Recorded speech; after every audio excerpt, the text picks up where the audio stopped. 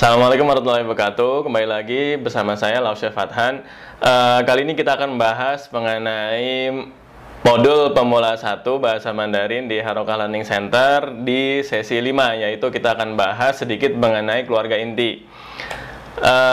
Dalam bahasa Mandarin atau dalam kebudayaan di Tiongkok, tentu ada hal-hal yang harus kita perhatikan, tidak hanya mengenai berbahasanya, tetapi juga konteks dari keluarga itu sendiri. Sama seperti di Indonesia, banyak hal yang kita harus bisa ketahui ketika kita memiliki latar belakang suku atau kebudayaan di keluarga kita, terutama di keluarga besar seperti itu ya.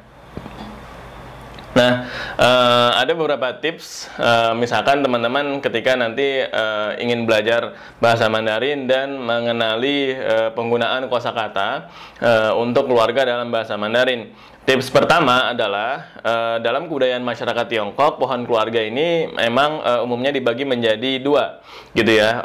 Yang pertama adalah keluarga yang berasal dari bapak dan keluarga yang berasal dari ibu, gitu ya. Nah, maksudnya seperti apa? Maksudnya dari dulunya masyarakat Tiongkok ini memang memiliki cara pandang yang maskulin, dalam artian semuanya terasa memang cara pandangnya itu berdasarkan dari sudut pandang laki-laki, ya kan? Nah, sehingga ada pembedaan antara penyebutan di anggota keluarga laki-laki dan penyebutan di anggota keluarga perempuan.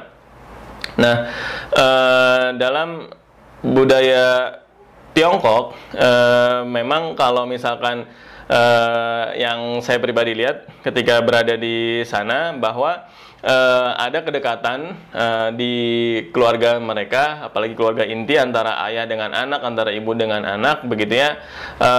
Itu dengan panggilannya kepada orang tua ni, dan kepada anak tentu ni, seperti itu ya, dan bukan nin. Nah, dalam hal ini nin itu biasanya dipakai untuk konteks orang yang istilahnya memiliki posisi lebih tinggi. Tapi kalau misalkan di keluarga mereka, karena memang mungkin secara tradisi juga lebih dekat untuk memakai ni dan bukan nin, seperti itu. Oke, tips yang berikutnya penting untuk diketahui, menariknya anak-anak dalam keluarga di Tiongkok itu dirawat oleh kakek neneknya dalam kehidupan sehari-hari. Kenapa? Karena orang tua dari anak tersebut dua-duanya otomatis bekerja juga, seperti itu ya. Nah, tips berikutnya sebagai pengetahuan umum juga, bahwa sejak tahun 1979 sampai 2015 Tiongkok memiliki kebijakan hanya satu anak, gitu ya. Nah, tapi setelah tahun 2015 kebijakan tersebut menjadi kebijakan dua anak, seperti itu. Nah, mungkin gambarannya seperti ini, dalam artian ada dari keluarga bapak, gitu ya, dan ada dari keluarga ibu, seperti itu. Nah, kalau misalkan kita lihat dari pohon dari keluarga dulu, dari keluarga bapaknya dulu, nah ini kalau misalkan kakek disebutnya ye, seperti itu. Dan kalau misalkan ibunya bapak, begitu ya, atau nenek, kita sebutnya nai. Nah, baru kalau misalkan bapak, papa, seperti itu. Nah, kalau misalkan dari keluarga ibu, nah ini ada pembedaannya di sini, begitu ya. Nah, ini pun juga mungkin gambaran keluarga besar, tapi yang nggak terlalu sampai ke tante, sepupu dan sebagainya, untuk memudahkan. Nah, misalnya kalau di sini bapaknya ibu atau kakek dari ibu disebutnya berbeda, yaitu menjadi waikung, gitu ya. Nah, habis itu kalau misalkan nenek dari ibu disebutnya waipo. Nah, ibu tetap seperti yang umumnya terdengar, mama, gitu ya. Jadi papa dan mama, seperti itu. Dan dalam bahasa Mandarin untuk istilah ayah dan ibu ini memang banyak, tapi itu pertama memperlihatkan tergantung suku, gitu ya, tergantung suku yang ada di keluarga tersebut. Yang kedua, tergantung formalitas. Nah, formalitas misalnya kalau bapak itu disebutnya fucin, gitu ya. Habis itu kalau ibu disebutnya mucin, gitu ya. Tapi itu bahasa yang sangat formal. Nah, contohnya kalau misalkan kita melihat diagramnya, misalnya ini sayanya di sini gitu ya, sebagai anak ketiga dari 5 bersaudara. Yang pertama contohnya di sini adalah kakak perempuan. Nah, kakak perempuan disebutnya Jieje. Oke. Habis itu kakak laki-laki atau abang gitu ya, disebutnya Gege. Nah, habis itu saya, wo, begitu ya. Nah, habis itu adik perempuan disebutnya Meme. Ya kan, nah, habis itu kalau teman-teman tahu misalnya di Pinupin gitu ya, ada disebut Meme gitu. Nah, Meme ya karena memang itu secara umum disebutnya artinya adalah adik perempuan gitu. Jadi mereka juga pakai Meme untuk memudahkan saja begitu. Nah, kalau adik laki-laki Didi. Didi gitu ya. Jadi kita ulangi, Jeje, Gege, wo, Meme, Didi. Seperti itu teman-teman ya.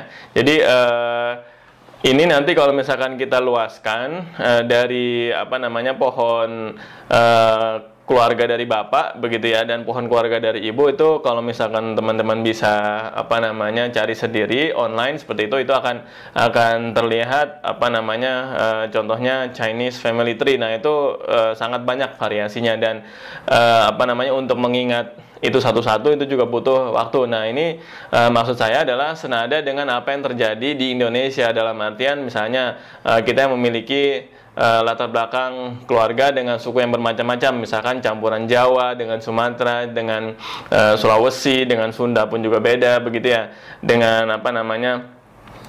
dari Nusa Tenggara seperti itu, atau misalkan dari Bali dan sebagainya. Nah, ini memang menunjukkan bahwa baik Indonesia dan Tiongkok memiliki keragaman budaya yang memang masih terjaga sampai saat ini. Untuk contoh dialog kita tidak pakai di keluarga ini. Kenapa? Karena kalau misalnya untuk menyebutkan anggota-anggota keluarga, biasanya apalagi ini masih modul pemula 1 gitu ya teman-teman, itu umumnya dipakai ketika kita sedang memperkenalkan diri kita di depan teman-teman baru. Misalnya kita sedang berkuliah di Cina atau Tiongkok seperti itu ya.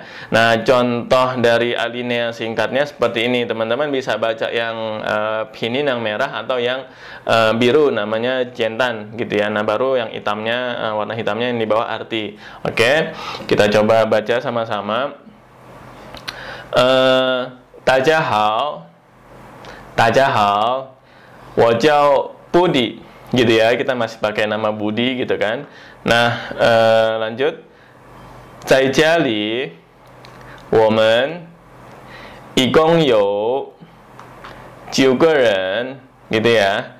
Habis itu, 我爷爷和奶奶跟我们住在一起，在一起。